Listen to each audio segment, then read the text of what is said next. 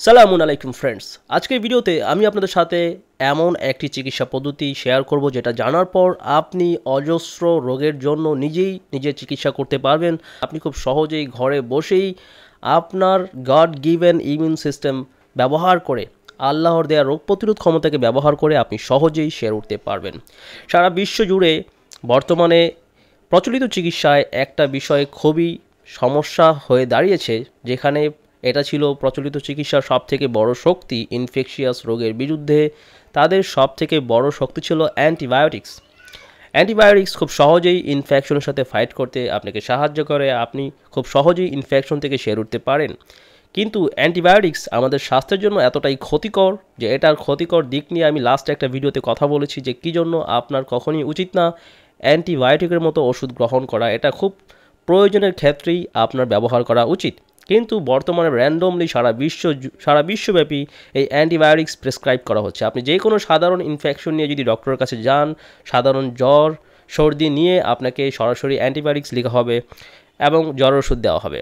কিন্তু এই ওষুধগুলো আপনার ইমিউন সিস্টেমকে ধ্বংস করছে, আপনার গাট মাইক্রোবায়োমকে ক্ষতিগ্রস্ত করছে, ডিসবায়োসিস করে আপনার মাইটোকন্ড্রিয়াল হেলথ খারাপ করছে, আপনার ক্যান্সার থেকে শুরু করে নানাবিধ জটিল রোগ হওয়ার ঝুঁকি বেড়ে যায় যদি এরকম ক্ষতিকর ওষুধ দ্বারা আপনি আপনার স্বাস্থ্যকে ক্ষতিগ্রস্ত করেন। তো আপনাদের বোঝার স্বার্থে আমি একটা শর্ট ভিডিও দেখাচ্ছি, যেখানে এমবিবিএস ডক্টরদেরকে বলা হচ্ছে যে কেন তারা এত পরিমাণ অ্যান্টিবায়োটিক্স প্রেসক্রাইব করছে, কেন তারা রোগীদের ইমিউন সিস্টেমের উপর ভরসা রাখছে না। দেখা যাচ্ছে জ্বর কমতেছে না, অ্যান্টিবায়োটিক এই মেরুপেনাম দাও, অমুক দাও, তমুক দাও, ইভেন 5,000-6,000 টাকা দামের একটা ভায়াল, একটা অ্যাম্পুল, সেই অ্যান্টিবায়োটিক দিতে দেওয়া শুরু করে। এইগুলি কেন দেন আপনারা? এটার জাস্টিফিকেশন কি? এগুলি কিন্তু আমাদের জানতে হবে। অ্যান্টিবায়োটিক দেওয়ার জন্য আমরা ফার্মাসিউটিক্যাল কোম্পানিগুলি অ্যান্টিবায়োটিক দেয়, তৈরি করে, আপনাদেরকে বলে, আর আপনারা দেওয়া শুরু করেন। কিন্তু এটার জাস্টিফিকেশনটা তো আপনাকে করতে হবে। আল্লাহর কাছে তো আপনারা দায়ী থাকবেন, ওই পেশেন্টের কাছে দায়ী না থাকেন, কিন্তু আল্লাহর কাছে আল্লাহ কিন্তু দেখছেন। যখন একটা রোগী ইনফেকশন নিয়ে ডক্টরের কাছে হাজির হয়, ডক্টর দ্রুত ইনফেকশন ট্রিট করার জন্য অ্যান্টিবায়োটিক্স প্রেসক্রাইব করে, কিন্তু আমাদের উচিত ইমিউন সিস্টেমকে সাপোর্ট করা। অযথা অ্যান্টিবায়োটিক প্রেসক্রাইব করলে আপনি রোগীর উপকার করার চাইতে ক্ষতি করবেন বেশি। সো আজকের ভিডিওতে আমি এমন একটি প্রোটোকল দেখাবো যা অত্যন্ত গুরুত্বপূর্ণ, কারণ প্রচলিত চিকিৎসায় ডক্টরদেরকে নিষেধ করা হচ্ছে বারবার অ্যান্টিবায়োটিক্স প্রেসক্রাইব করতে, কিন্তু তারা অ্যাকচুয়ালি ডক্টরদেরকে ট্রেন করছে না তারা অ্যান্টিবায়োটিকের পরিবর্তে কী ওষুধ দিলে রোগী সুস্থ হবে বা রোগীর ঝুঁকি থাকবে না বা ক্ষতি হওয়ার আশঙ্কা থাকবে না, এই সম্পর্কে ভেরি পুরলি ট্রেন করা হচ্ছে। অ্যান্টিবায়োটিক রেজিস্ট্যান্স সারা বিশ্বব্যাপী একটি বড় হুমকি। এটার কারণে নানাবিধ মানুষ ইনফেকশনে আক্রান্ত হয়ে মারা যাচ্ছে, যেটা খুব সহজেই ট্রিট করা যেত। শুধুমাত্র অতিরিক্ত অ্যান্টিবায়োটিক্সের ব্যবহারের ফলে এই ওষুধগুলো অকার্যকর হয়ে গেছে, আপনার শরীর এগুলোর বিরুদ্ধে প্রতিরোধী হয়ে গেছে এবং জীবাণুগুলো এগুলোর বিরুদ্ধে প্রতিরোধ ব্যবস্থা সৃষ্টি করেছে। সো এটা খুবই ইম্পর্ট্যান্ট যে আপনি অ্যান্টিবায়োটিককে এড়িয়ে চলেন। এটা শুধুমাত্র রিজার্ভ রাখুন আপনার খুব বেশি প্রয়োজন ব্যবহার করার জন্য, যখন তখন অ্যান্টিবায়োটিক ব্যবহার করা যাবে না। আপনি যদি প্রচলিত চিকিৎসকদেরকে প্রশ্ন করেন যে এমন কোনো ওষুধ কি আছে যার মাধ্যমে অ্যান্টিবায়োটিকের ব্যবহার প্রায় 90% কমানো যায়, অর্থাৎ সারা বিশ্বব্যাপী এটা গুরুত্ব দেওয়া হচ্ছে যে কী করে অ্যান্টিবায়োটিকের ব্যবহারকে কমানো যায় যাতে করে এর কার্যকারিতাকে ধরে রাখা সম্ভব হয়। না, আপনি যদি তাদেরকে প্রশ্ন করেন যে কী করে আপনি অ্যান্টিবায়োটিকের ব্যবহার কমাবেন, এমন কিছু কি আছে যা অ্যান্টিবায়োটিকের ব্যবহারকে কমাতে পারে, তারা আপনাকে কোনো স্যাটিসফ্যাক্টরি আনসার দিতে পারবে না।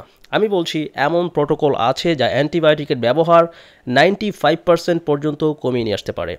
95%, ইভেন 100% পর্যন্ত কমিয়ে আনা সম্ভব। অর্থাৎ antibiotic would be needless if you follow this specific protocol, যেটা দুবারের Nobel prize winner doctor Linus Pauling আবিষ্কার করেছিলেন।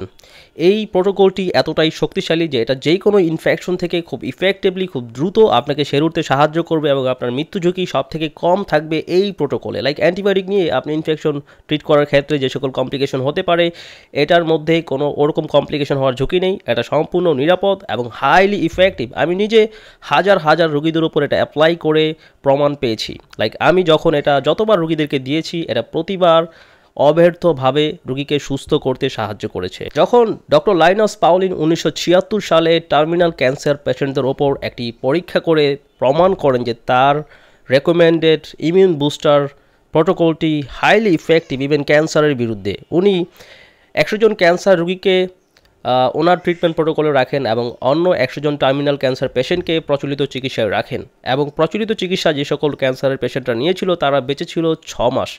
টার্মিনাল ক্যান্সার পেশেন্ট হচ্ছে এমন ক্যান্সারের রোগী যে ভালো হবে না, তার ক্যান্সার এতটাই ছড়িয়ে পড়েছে যে এটাকে ভালো করা সম্ভব না, অর্থাৎ এরূপ রোগী খুব দ্রুত মারা যায়, মেটাস্টেসিস হয়ে খুব দ্রুত মারা যায়।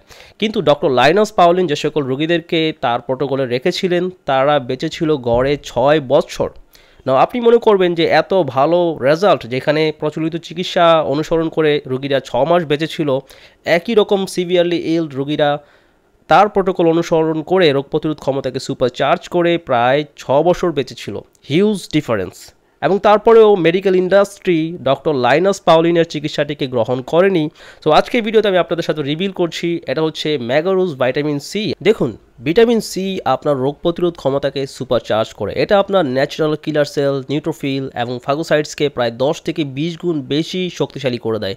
কারণ যখন একটা ইমিউন সেল ইনফেকশনের সাথে ফাইট করে দুর্বল হয়ে পড়ে তখন ভিটামিন সি তাকে পুনরায় কাজ করার শক্তি দেয়, তাকে দ্রুত মারা যাওয়া থেকে রক্ষা করে। সো আপনার ইমিউন সেলস দীর্ঘ সময় পর্যন্ত ইনফেকশনের সাথে ফাইট করতে পারে, ফাটিগ হয় না এবং অক্সিডেটিভ স্ট্রেস কমিয়ে নিয়ে আসে, সাইটোকাইন স্টর্ম কমিয়ে নিয়ে আসে।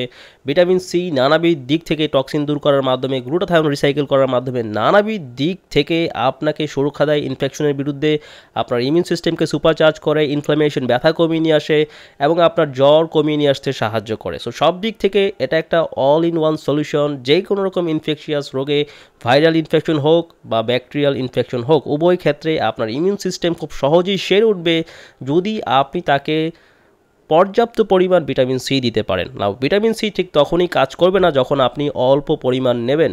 নর্মালি ডক্টররা আপনাকে এমন ডোজে ভিটামিন সি লিখবে যেটা আপনার জন্য জাস্ট সামান্য কিছুটা সাপোর্ট দেওয়া ছাড়া থেরাপিউটিক কোনো বেনিফিটস দিবে না। যদি আপনি ইনফেকশন থেকে সেরে উঠতে চান আপনাকে অনেক হাই ডোজে নিতে হবে।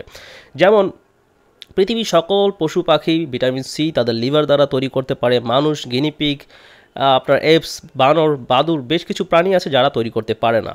আমরা আমাদের লিভার দ্বারা ভিটামিন সি তৈরি করতে পারি না, যার ফলে আমাদের জন্য খুব গুরুত্বপূর্ণ যে আমরা অবশ্যই ভিটামিন সি সাপ্লিমেন্ট করি।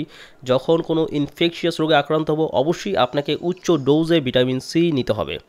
লাইক একটা ছাগল যেটার ওজন প্রায় 150 পাউন্ড, একটা ছাগল 150 পাউন্ড ওজনের ছাগল প্রতিদিন তার লিভার দ্বারা প্রায় 10 থেকে 15,000 মিলিগ্রাম ভিটামিন সি তৈরি করতে পারে। কিন্তু এই ছাগলটা যখন কোনো ইনফেকশনে আক্রান্ত হবে বা কোনো আঘাত পাবে, কোনো অসুস্থতায় ভুগবে, তখন তার লিভার ভিটামিন সি তৈরি করার পরিমাণ অনেক বেশি বাড়িয়ে দিবে, কারণ তখন শরীরের মধ্যে ভিটামিন সি এর চাহিদা অনেক বেড়ে যায়। যেমন একটা ছাগল যখন অসুস্থ হয় তার লিভার দ্বারা সে প্রায় 100 গ্রাম পরিমাণ ভিটামিন সি পার ডে তৈরি করবে, জাস্ট ইনফেকশন থেকে সেরে ওঠার জন্য, টিস্যু রিপেয়ার, রিজেনারেশন করার জন্য, ডিটক্সিফিকেশনের জন্য, নানাবিধ কারণে আপনি যখনই অসুস্থ হন আপনার শরীরে ভিটামিন সি এর চাহিদা অনেক বেড়ে যায়। আমরা দেখি যারা কোনো ইনফেকশনে আক্রান্ত হয়, যখন কোনো মানুষ কোনো ইনফেকশনে আক্রান্ত হয়, অজস্র গবেষণা দেখাচ্ছে যে তাদের শরীরে ভিটামিন সি দ্রুত কমে যায়। আপনি যতই ভিটামিন সি খাচ্ছেন তারপরেও আপনার ভিটামিন সি কমে যাবে, কারণ আপনার শরীর এই ভিটামিন সি শুষে নেবে। অবশ্যই কিছু ভিটামিন সি আপনার প্রস্রাবের সাথে বের হয়ে যাবে, কারণ এটা ওয়াটার সোলেবল। এটা নেওয়ার পর 45 মিনিট আপনার শরীরে থাকবে, তারপরে প্রস্রাবের সাথে বের হয়ে যাবে। সো আমি হাইলি রেকমেন্ড করব, যদি আপনি কোনো সাধারণ জ্বর সর্দিতে আক্রান্ত হন তাহলে টার্গেট রাখুন বাউল টলারেন্স অ্যামাউন্টে ভিটামিন সি নেওয়া। What is Baul tolerance? সেটা হচ্ছে আপনি যখন উচ্চ মাত্রায় ভিটামিন সি খাবেন, আপনি কতটুকু ভিটামিন সি খেতে পারবেন একটা লিমিট আছে, প্রত্যেকটা মানুষের ক্ষেত্রে সমান না। আপনি অতি উচ্চ মাত্রায় খেলে আপনার লুজ মোশন হবে, পাতলা পায়খানা হবে।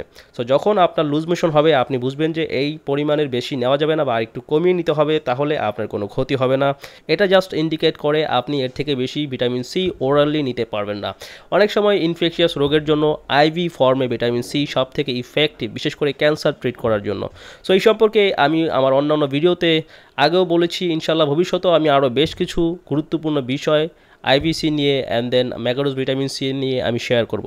So that's it. যদি আপনি ভবিষ্যতে আবার কোনো ইনফেকশনে আক্রান্ত হন তাহলে অ্যান্টিবায়োটিকের পরিবর্তে, জ্বর কমানোর ওষুধের পরিবর্তে শুধুমাত্র ভিটামিন সি গ্রহণ করুন এবং শরীরকে হাইড্রেট রাখার চেষ্টা করুন, রেস্টে থাকুন। অসুস্থতা নিয়ে দৌড়াদৌড়ি করবেন না, কারণ আপনি যখন রেস্টে থাকবেন আপনার ইমিউন সিস্টেম অ্যাক্টিভলি কাজ করতে পারবে এবং জীবাণুকে সহজেই দমন করতে পারবে। সো যদি এই সম্পর্কে কোনো কিছু জানতে চান নিচে কমেন্ট করুন। ভিডিওটি দেখার জন্য অসংখ্য ধন্যবাদ। আল্লাহ হাফেজ।